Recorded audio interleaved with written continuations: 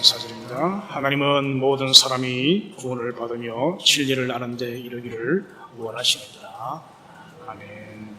장로교회를 다른 말로 개혁교회 혹은 개혁주의 교회라고 부릅니다. 로마 카톨릭에서 종교 개혁을 통해서 나온 그런 개신교를 부르는 그런 호칭이죠. 종교개혁의 가장 중심 인물은 존 칼빈이었습니다. 그래서 개혁주의 교회를 칼빈주의라고 부르기도 하고, 이 장로교회는 이 칼빈주의의 교리를 따릅니다. 칼빈주의 교리의 가장 중요한 핵심은 하나님의 주권을 강조한다는 것입니다. 온 세상 만물의 주인, 통치자는 하나님이시다. 그 하나님께서 만물을 다스리신다는 거죠. 특별히 구원 교리에 있어서도 이 하나님의 주권을 강조합니다. 그래서 칼빈주의의 중요한 교리 가운데 하나가 예정론이라고 하지 않습니까? 창세전에 하나님께서 우리를 선택하셨다, 예정하셨다 하는 것입니다. 그래서 예수 믿고 구원받고 나니까 우리가 내가 구원받은 것이 하나님의 예정에 의해서, 하나님의 부르심에 의해서 은혜로 주어진 하나님의 주권에 의한 결과이구나 하는 것을 깨닫고 감사하게 되죠. 그래서 하나님에 의해서 이제 예정되어진 그런 구원임을 강조합니다. 나아가서 이제 선택교리를 강조하죠. 선택교리, 선택과 유기를 말합니다. 예수 믿고 구원받은 성도는 하나님에 의해서 택함받은 자라는 것입니다. 하나님께서 야곱을 택하시고 이스라엘을 택하시고, 그렇게 해서 또 유다를 택하셔서 그 후손을 통해서 예수님을 나게 하신 것처럼 오늘 우리도 하나님의 선택에 의해서 구원받게 된 것임을 우리가 믿습니다. 선택이 있으면 또 유기, 선택받지 못한 유기가 있지 않습니까? 그래서 선택과 유기를 우리가 알고 있습니다. 하나님께서는 구원하시지만 구원과 함께 또 기억해야 할 것은 하나님의 심판이 있다. 하나님의 죄인들을 향한 심판이 이어지고 있음을 우리가 알 수가 있습니다. 여기서 이제 이어지는 교리가 뭐냐면 제한된 속죄라는 것입니다. 하나님의 구속, 하나님의 구원은 제한되어 있다는 것이죠. 구원받는 사람이 있는 반면에 구원받지 못한 사람이 있다는 것입니다. 하나님의 구원은 세상 모든 사람을 다 구원하는 것이 아니라 예정하시고 그리고 선택받은 사람들을 구원하시고, 그렇지 못한 사람들은 이제 하나님의 심판을 면할 수 없음을 칼빈주의에서 교리로 가르치고 있습니다. 이런 교리들을 열심히 공부를 하다 보면 이런 생각이 들 수도 있습니다. 하나님께서 미리 구원하실 자를 예정하시고, 또 하나님께서 구원받을 자를 선택하시고, 그리고 일부 제한되게 구원하신다면 굳이 그렇게 힘쓰고 애써서 전도할 필요가 있겠나? 어차피 예정되어진 영혼은 구원받을 것이고, 하나님 위해서 선택받은 사람은 구원받을 것이고, 또 그렇지 못한 사람들은 구원받지 못할 것인데 굳이 내가 애쓰고 힘써서 전도할 필요가 있다는 거죠. 전도하지 않아도 구원받은 사람은 구원받을 것이고, 아무리 전도해도 구원받지 못할 사람들은 구원받지 못할 것이니까 그냥 놔두면 되겠다 하는 그런 생각 할 수도 있을 것 같습니다. 그래서 어쩌면 칼빈주의 교리를 열심히 공부하는 성도일수록 이 전도의 열정을 좀 덜 가질 그런 경향이 있습니다. 예정론, 선택교리, 제한된 속죄, 이런 것을 열심히 공부할수록 구원받을 때는 구원받겠지 하면서 전도에 대한 열정이 좀 덜 가질 우려가 있다 하는 것입니다. 여러분, 칼빈주의 교리가 가르치는 이 하나님의 주권, 예정론, 선택교리, 제한된 속죄, 이런 내용들은 성경의 가르침이죠. 성경의 핵심적인 교훈의 내용들입니다. 우리가 인정해야 할 것은 이런 교리들은 사실 구원받은 성도를 위한 교리죠. 우리가 구원받고 나니까 내가 힘쓰고 애쓰고 노력해서 구원받은 것이 아니라 하나님의 은혜구나, 이걸 알게 되는 거죠. 하나님께서 창세 전부터 나를 구원하시기로 작정하셨구나, 하나님에 의한 선택이구나, 하나님께서 부르셔서 내가 구원받았구나, 이것을 알고 깨닫고 감사하게 되는 것입니다. 그래서 이 예정론, 선택교리, 제한된 속죄, 이런 칼빈주의의 교리들은요, 구원받은 성도에게 주어지는 은혜의 교리, 혹 이제 믿지 않는 사람들이 뭐 그럴 수 있나라고 하나님을 비판하는 그런 도구로 이런 칼빈주의 교리를 쓰기도 합니다만은, 그런 자들을 위한 교리가 아니에요. 구원받은 성도가 자신의 구원을 돌아보면서 하나님의 은혜인 줄 알고 감사할 수 있도록 하는 것이 이런 교리이라는 사실을 먼저 말씀을 드립니다. 그렇습니다. 우리는 하나님에 의해서 예정되어지고 택함받은 성도입니다. 하나님은 세상 모든 사람을 다 구원하시지는 않습니다. 그렇다고 해서 우리가 전도할 필요가 없는 것입니까? 전도하지 않아도 전혀 상관이 없는 것입니까? 그런 것은 아닙니다. 그래서 오늘 이런 내용들을 좀 다루어 보려고 합니다. 여러분, 먼저 우리 성도가 알아야 할 것이 있습니다. 칼빈주의, 우리 개신교, 특히 장로교, 개혁교회 성도들이 알아야 할 것 있습니다. 칼빈주의 교리와 함께 우리 성도가 알아야 할 것 세 가지 말씀드립니다. 첫 번째는 하나님은 전도에 미련한 것으로 세상을 구원하시기를 원하신다는 것입니다. 어쩌면 하나님 보시기에 또 다른 사람 보기에 이 전도란 것이 미련할 수 있어요. 하나님께서 세상을 구원하시기 원하신다면 다른 특별한 방법을 쓰실 수 있습니다. 맑은 하늘에 하나님의 손가락을 가지고 주 예수를 믿어라, 그리하면 구원을 받는다, 믿지 않으면 형벌을 받는다, 이렇게 특별히 하나님께서 아주 신비로운 그런 현상으로 온 세상 사람들에게 경고할 수 있습니다. 어떤 자연재해 이런 걸 통해 가지고 하나님께서 큰 메시지를 던져주기도 하고요. 어떤 특별하고도 신비롭고 또 기적적인 그런 이적을 통해서도 하나님의 구원의 그런 역사를 이루어갈 수 있습니다. 그런데 하나님은 그렇게 하지 않으시고 어떻게 하십니까?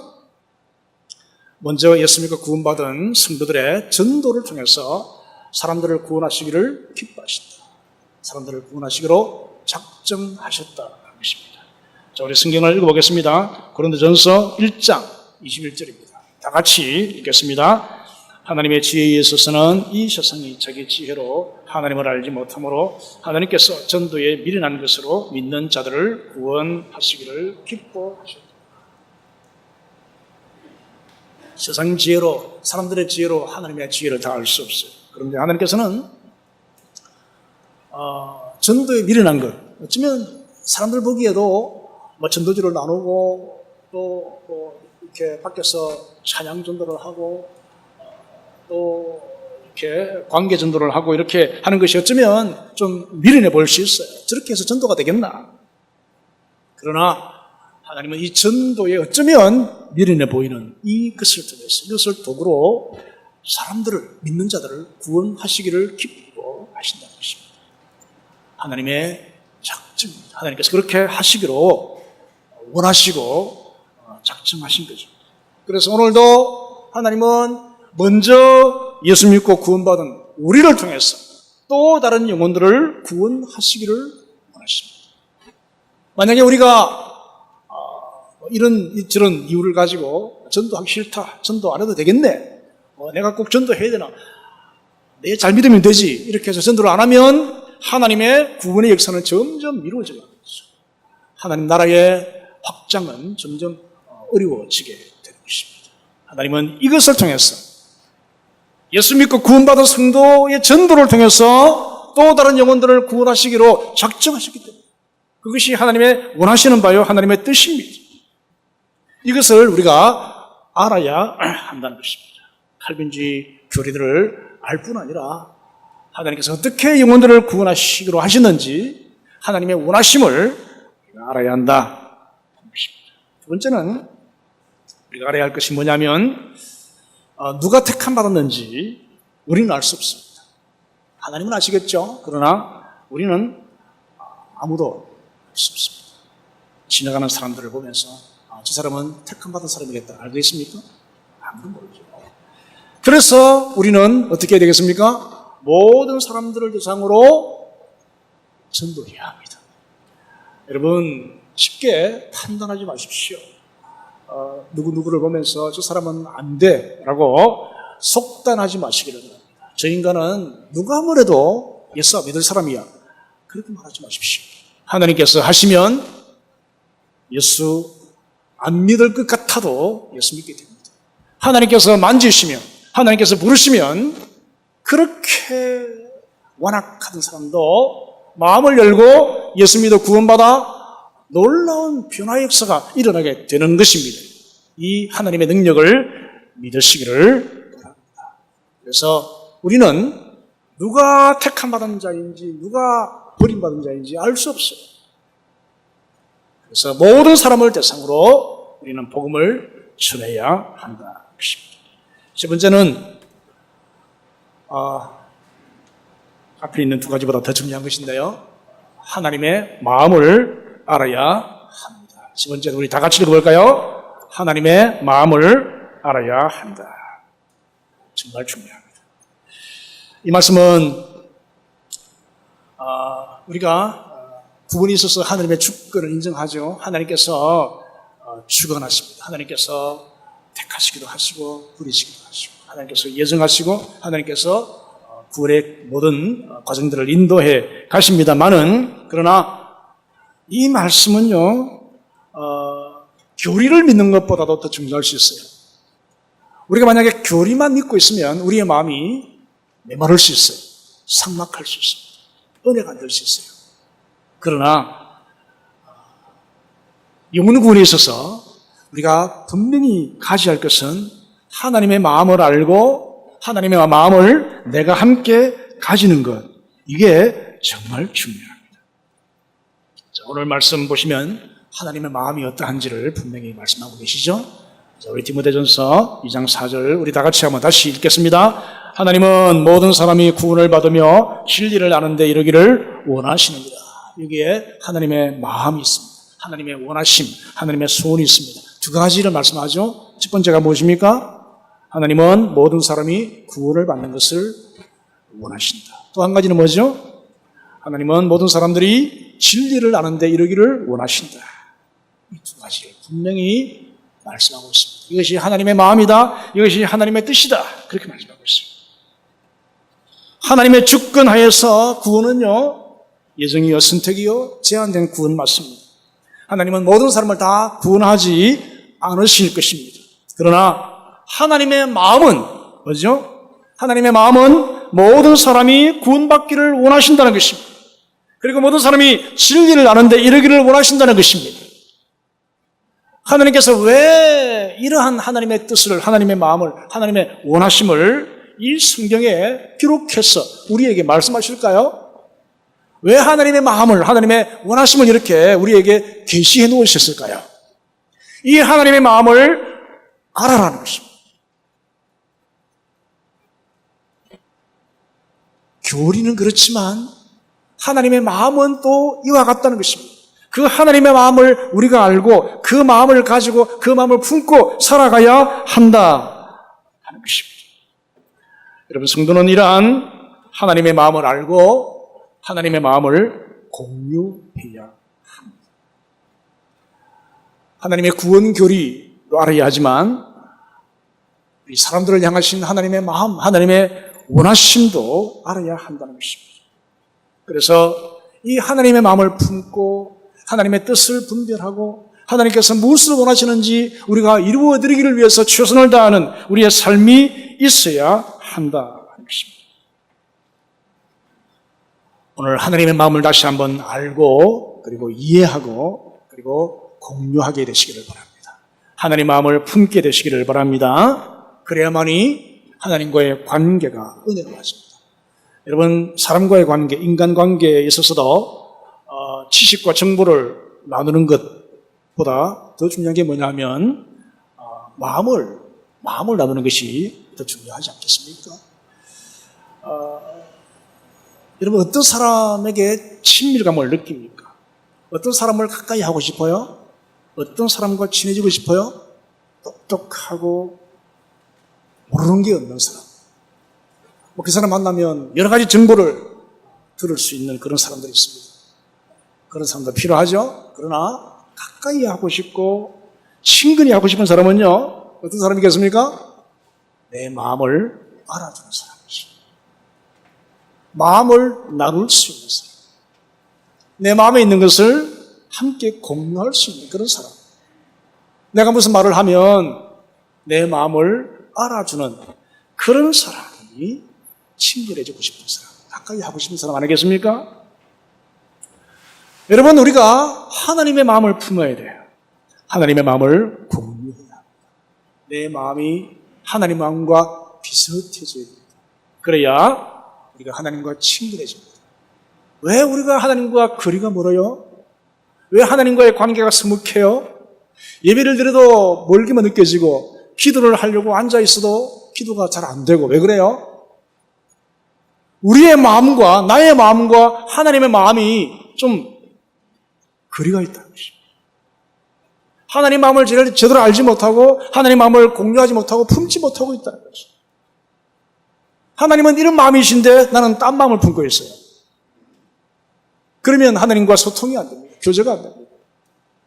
하나님의 마음이 어떤 마음인 줄을 알고 하나님의 뜻이, 하나님의 원하심이 뭔지를 알고 그 하나님의 마음을 나의 마음으로 공유하고 내가 품고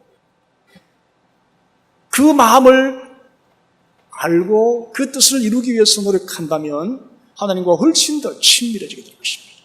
마음을 나누는 관계가 친밀해지는 것입니다. 오늘 이후로 하나님 마음을 알고 그리고 공유하게 되시기를 바랍니다. 그래서 하나님과의 관계가 더욱더 친밀해지는 우리 모두가 다 되시기를 바랍니다. 누가복음 15장에 보시면 두 아들의 이야기가 나오죠. 아버지와 두 아들 이야기 나오지 않습니까? 첫째 아들은 참 착합니다. 별 문제가 없어요.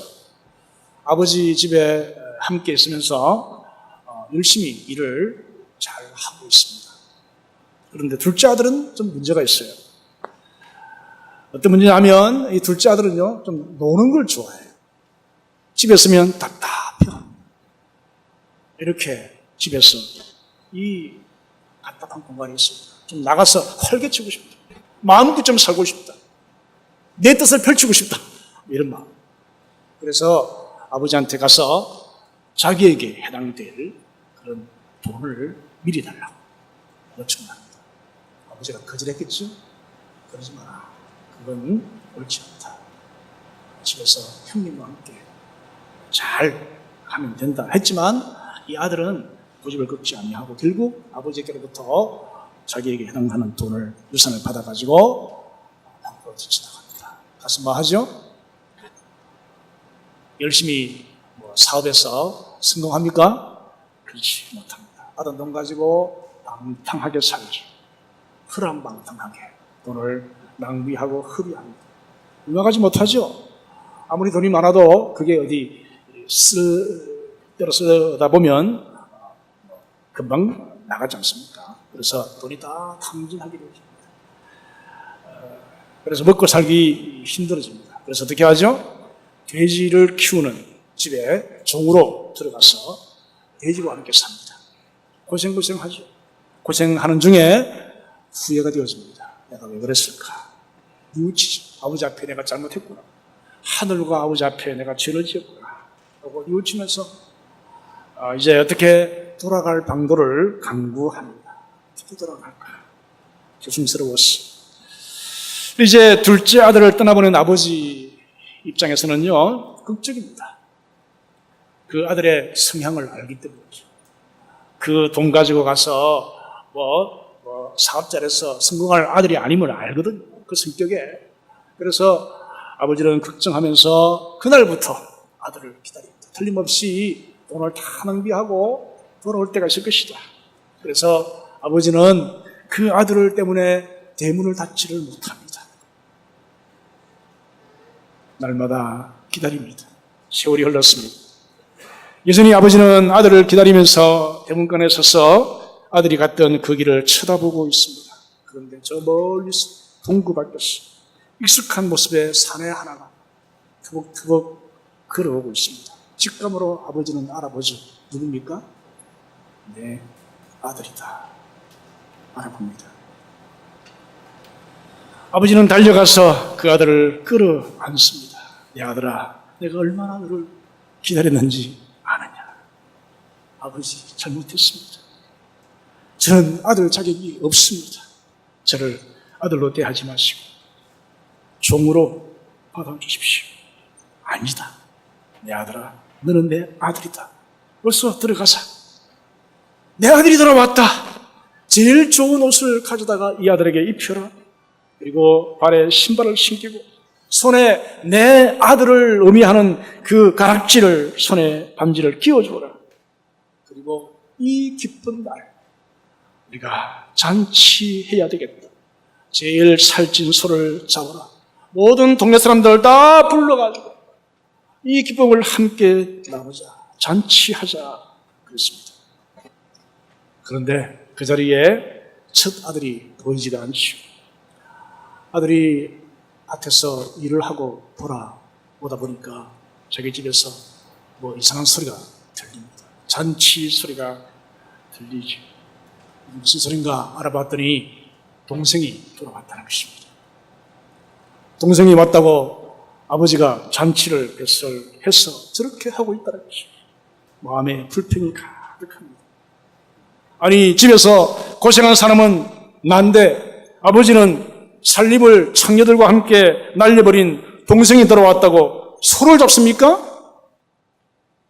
나를 위해서는 염소 새끼 한 마리 안 잡아시면서 이게 뭡니까 이게? 이럴 수 있습니까? 빠져 웃습니다. 그때 아버지의 마음이 어땠을까요? 아버지의 마음 서운했겠죠. 왜 서운했겠습니까? 뭐 큰아들이 일을 못해서 그렇습니까? 왜 서운했겠어요? 서운한 것은요 이겁니다. 내 마음을 알아주지 못한다.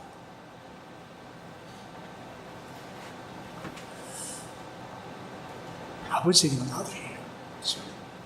뭐 집을 나갔던 돈을 다 낭비했던 허랑방탕히 살았던 아버지에게는 아들이지 않습니까? 그 아들이 돌아왔어요. 그 아버지의 사랑으로 아들을 품는 것입니다. 용서하는 것입니다. 너무 기쁩니다. 이것처럼 기쁠 날이 없다. 그런데 이 큰아들은요, 그 아버지의 마음을 몰라주는 거예요. 나한테는 그렇게 안 하시면서 이게 뭡니까? 재산을 다 탕진한 이 아들이 돌아왔다고 이렇게 할 수 있습니까? 아버지의 마음을 몰라주는 거예요. 물론 둘째 아들 잘못했죠. 잘한 것이 없습니다. 그런데 예수께서 이 비유를 통해서 말씀하고자 하시는 핵심이 있습니다. 예수님의 말씀의 핵심이 뭘까요? 아버지의 마음을 몰라주는 아들의 태도, 바로 그거죠. 아버지의 마음을 몰라주는 첫 아들의 그 태도, 이게 문제예요. 집을 나간 아들을 포기하지 않고 기다리시는 그 아버지의 마음. 죄를 짓고 방탕하게 살다가 돌아왔지만 그런 아들을 용납하고 품에 안으시는 그 아버지의 마음을 이해하지 못하는 큰 아들을 아버지는, 예수님은 책망하고 계십니다. 그러면 안 된다는 것입니다. 그럴 수 없다는 것입니다.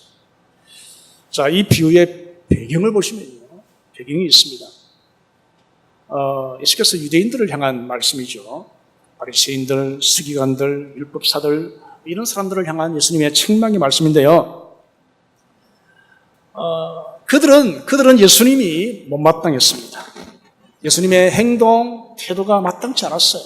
왠지 아십니까? 예수님은 주로 어떤 사람과 어울렸습니까? 세리들, 그리고 좀 행동이 좀 좀 깨끗지 못한, 정결지 못한 그런 여성들, 이런 사람들과 함께 어울렸어요. 세리들과 함께 음식을 먹었죠. 이 식탁 교제인데 유대인들은 그럴 수 없다는 거죠. 아니, 저 예수가 유대인의 랍비라면서, 선생이라면서 어떻게 저 죄인들과 함께 음식을 먹어? 저런 천하고 더러운 여성과 함께 어울려? 아니, 자기를 만지는데 거부하지 않아? 저럴 수 있어, 저거? 이런 태도였어요. 유대인들, 바리새인, 서기관, 율법사, 장로, 그런 사람들 다 그렇게 예수님을 비난, 심지어 조롱했습니다.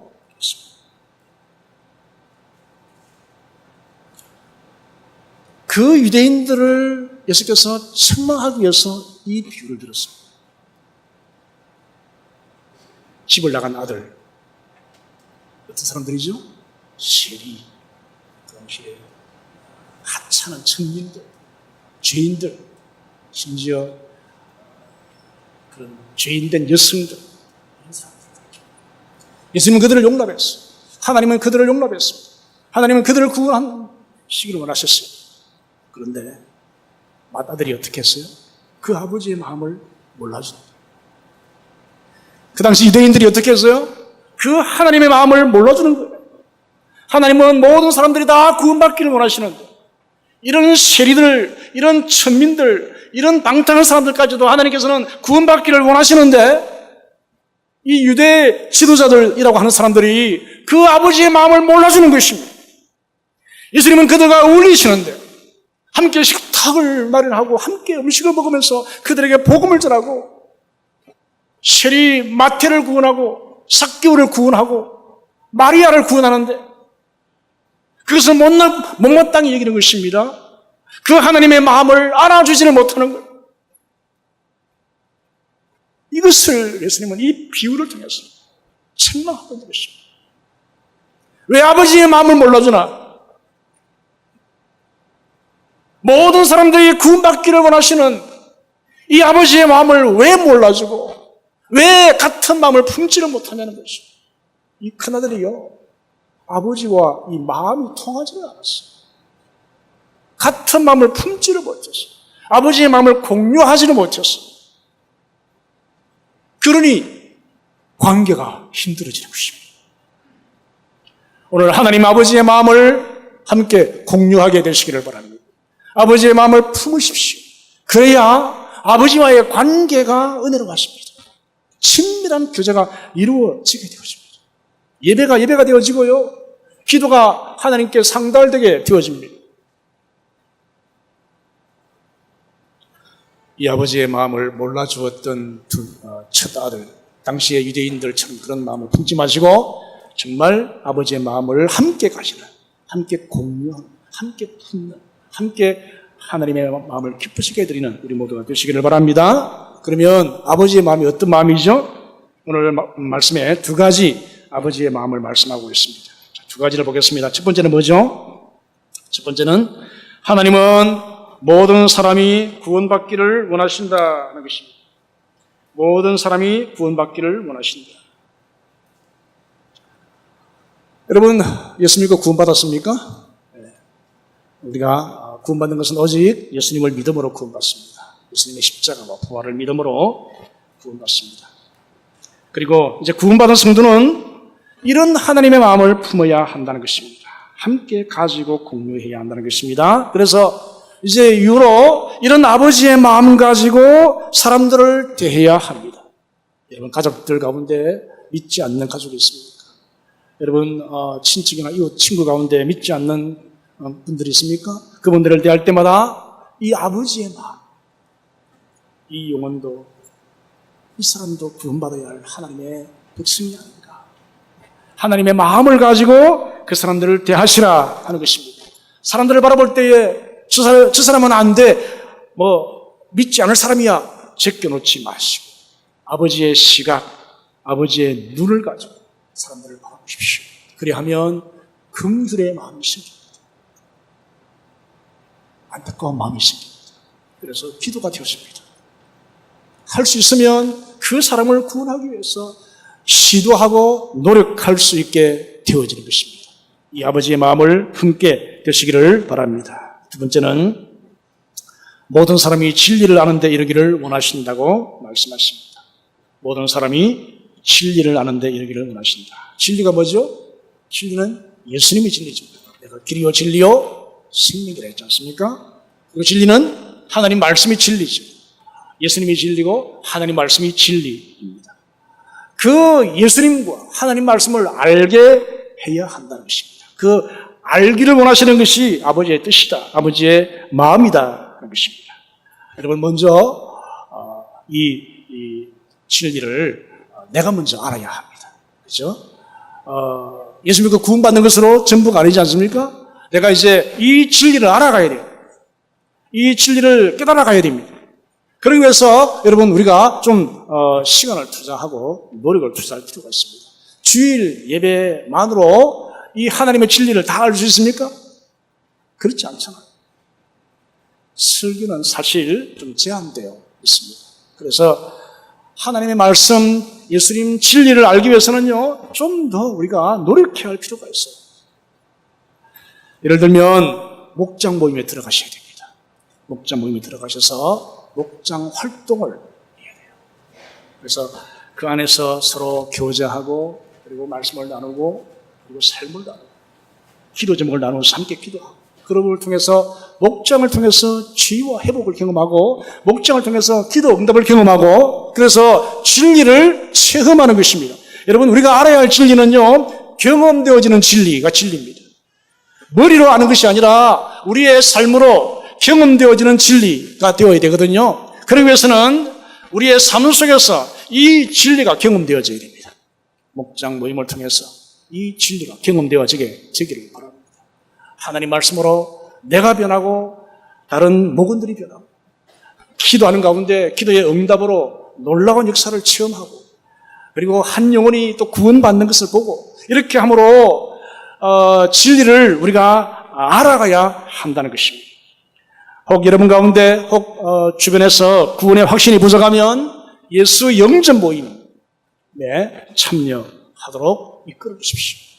그래서 복음을 상세하게 자세히 듣게 하고 예수 믿게 하고 구원의 확신을 갖게 하는 그런 자리에 이끌어 주셔야 됩니다.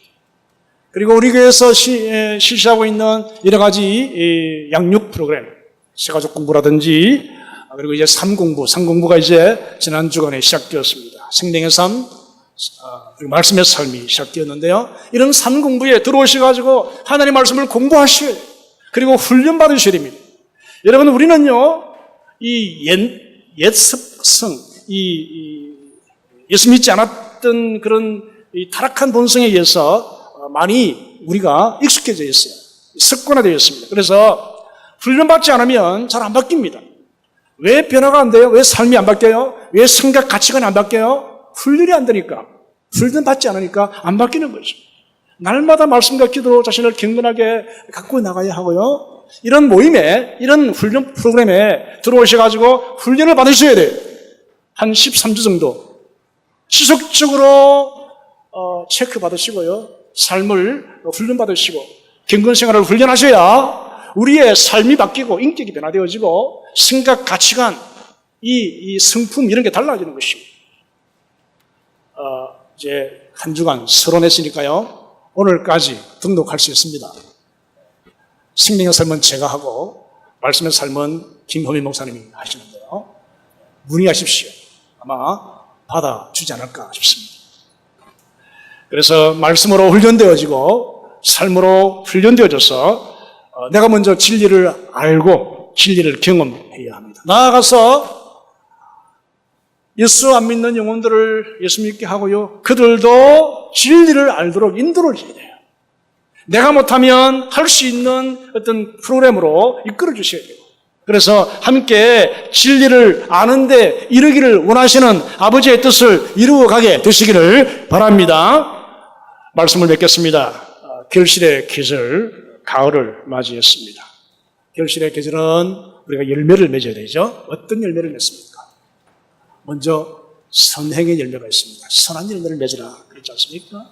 우리의 삶의 선한 선행의 열매를 맺어가야 됩니다. 또 한 가지는 성령의 열매, 성령의 인격과 삶의 열매를 우리의 삶 속에서 맺어가야 됩니다.